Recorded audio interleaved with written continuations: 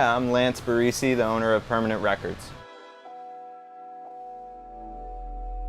Well, 12 years ago, approximately 12 years ago, in 2006, I started the shop in Chicago. I was 24, yeah.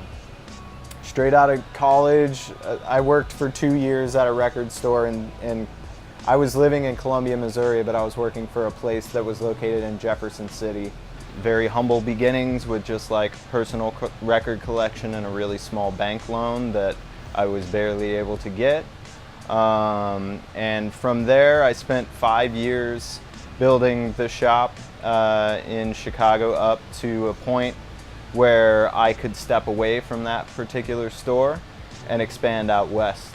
And that's when I moved to LA and started the shop here. I'm from the Midwest, and I was just kind of over dealing with the weather. Every winter I wanted to leave town and travel someplace kind of tropical, and LA seemed like the perfect mix of like tropical, perfect weather, you know, like year-long summer, endless summer as you would say, and culture, you know. We have 3 LA locations now. I've since sold the Chicago store, so I'm exclusively located in Los Angeles now, and it's all for the best. I didn't go into having a record store or expanding for a specific reason. The opportunities just kind of presented themselves, and I took advantage of them as they came up.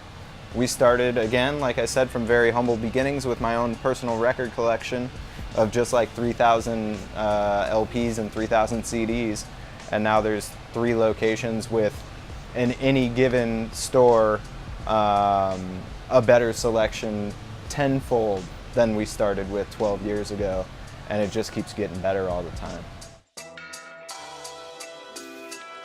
Everybody I know that runs a successful record store is busy all the time. I think there's a lot of things that go into that. It's just hard to sell physical media these days.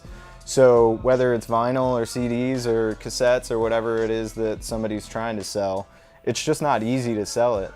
And secondarily, it's not that easy to procure it for a reasonable price either, because people not only can buy records and all those other physical media things online, they can sell them online as well. So it becomes doubly hard for a person who owns a brick and mortar record store to do what we do, which is buy and sell things, you know? So that's why, just generally speaking, I think it's the only way to make it happen. And if you care enough to want to do this, that's the sacrifice you have to make. It's just not easy. Whereas pre-internet, you know, there were a million old man record stores. The ashtray on the counter, just like bullshitting like this all day with people, because what you were doing, or what a lot of those guys were doing anyway, was just taking things, whether it was records or CDs, that got brought into them by the box load, buying them for next to nothing, and then selling them for 10 times as much or more than they paid for them.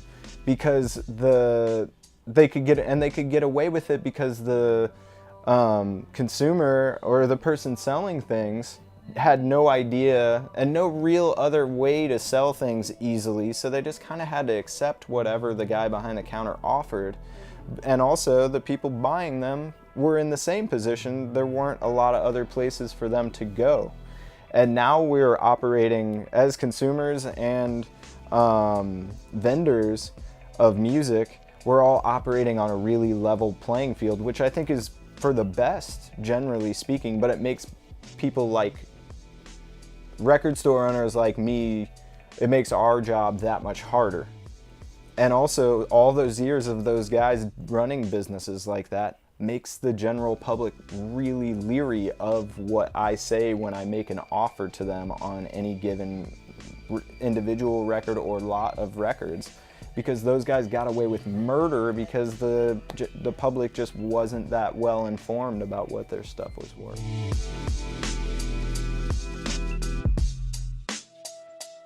In order to actually make a living doing it, if you have to, pay yourself. Some people are lucky enough to have record stores and not need to make money. I'm not in that position. I don't think the guys that run Burger Records, who I know you talk to, are in that position.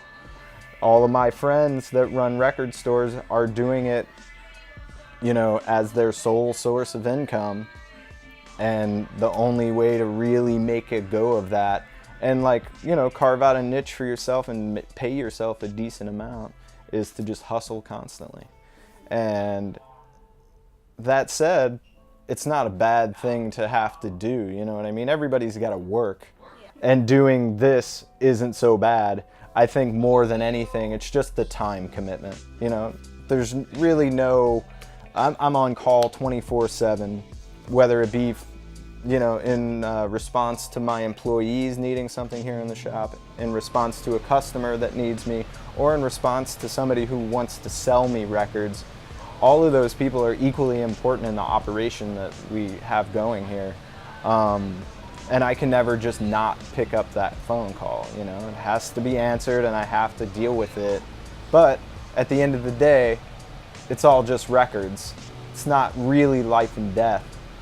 And if you don't like that that's what it takes, then you just shouldn't do this for a living, because that's just what it takes.